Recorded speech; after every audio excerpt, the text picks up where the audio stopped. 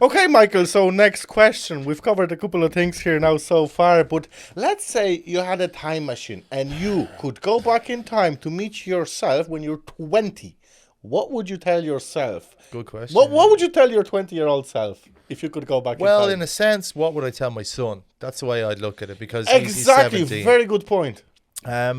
So I would quickly tell him the very first, most important thing. You know what? People with no money, they don't believe this shit. You know that? People with no money, let's just be honest about it. They don't believe that what we're saying is real. Yeah, Because they see choose us as to- different, yeah. right? They see us as, okay, you've done it, so why should I listen to you? I know other people make money, but I have no money and I'm in this shit right now. What do I do? Well, here's what you're going to do. You're going to change your circle, first of all. If you're around people that are not successful, what are you going to become? If you're listening to non-successful stories all day, if you're listening to people, and here's how you know, if you're listening to people who are talking about other people all day long, that's all you're going to think about. Your thoughts are created by the people around you. Change your surroundings and that'll change your future. Yeah, that's what they say. You will become, if your 5 friends are broke, you will be broke, 'cause it's just a matter of time.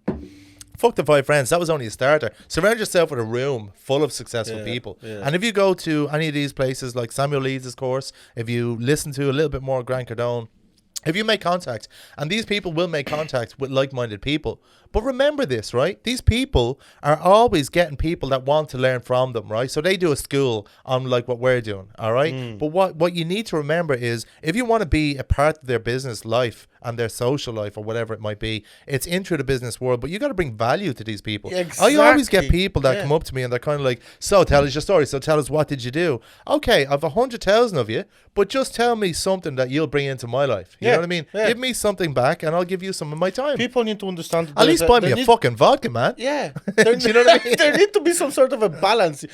Because this is a very big one. Because let's say myself, I'm living somewhere now, and I have loads of friends that are not contributing into my life. But if I refuse to hang around with them and I start looking for successful friends, guess what? I'm not. These successful friends will not want to talk to me because I'm a tool. Yeah. So you need to true. first lose your friends, be alone for a few months, and think about how you're gonna get those friends. gotta And there's loads of really ways. So prepare yourself mentally. one of the ways I'd say you could join a club, like a sports car club or something. Whoever drives a sports car is gonna probably be a successful That's guy. kind of a Jordan Belfort way of thinking, but yeah, that's quite good. Look, that's yeah. just one of the ideas. You could join many different groups. I think the first thing you need to do is to check in with yourself, see where you want to go in your life, but physically, mentally channel that and make it happen. The secret is a great variation of that. So what you really need to do is look inside your head, see what's in there, see what you can materialize. So let's say you want this desk built, okay, or this room,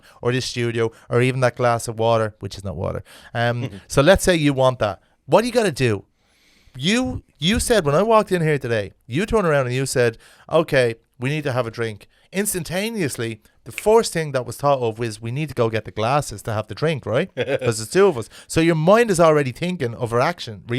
Yeah. So even just to get a glass of water or to build a studio, your thoughts are creating that action. So your thoughts are what are necessary to create success. So if you think on a bigger scale and utilize the people around you cleverly, not use them, utilize. There's two massive differences there. Yeah. But work with them and look at what they're doing. I learned from Howard and Lloyd, their brothers. They taught me about the Airbnb strategy, rent to rent, how to make money without spending money. Yeah. So basically, you're securing somebody's property for them. The or scheme was one of the successful ones that I started off with in property. So that's basically somebody has 20 houses and they don't have time to manage them all. So you become a maintenance company. Yeah. You look after the properties for them.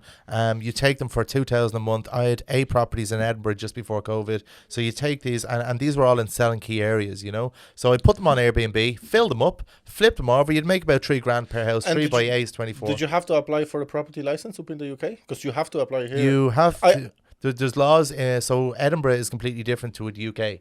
So, Oh, really? Yeah, and that's very interesting. If you look at my documentary with Samuel Leeds, he actually came into my houses. So we went around and we done this. I think it's Samuel Leeds Edinburgh.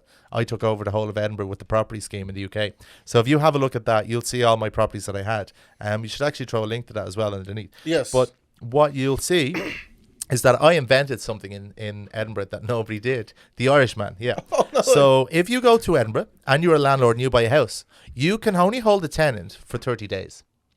There's a 30-day contract. Okay. Anything outside of the 30 days, they can walk away. You have to give them back their deposit. So this was hell for landlords because, of course, they're going through about 20 tenants a year that are just up and leaving. It's like it's like an Airbnb. It's just so much more hassle for the landlords. So, of course, when I come in, I invented the commercial lease. So the commercial lease means that I'm actually signing a separate agreement to what the law states, which means that this commercial lease means that I'll take the landlord's property off them for a minimum of 14 or 2 years, whatever it is. So they don't have to worry about that.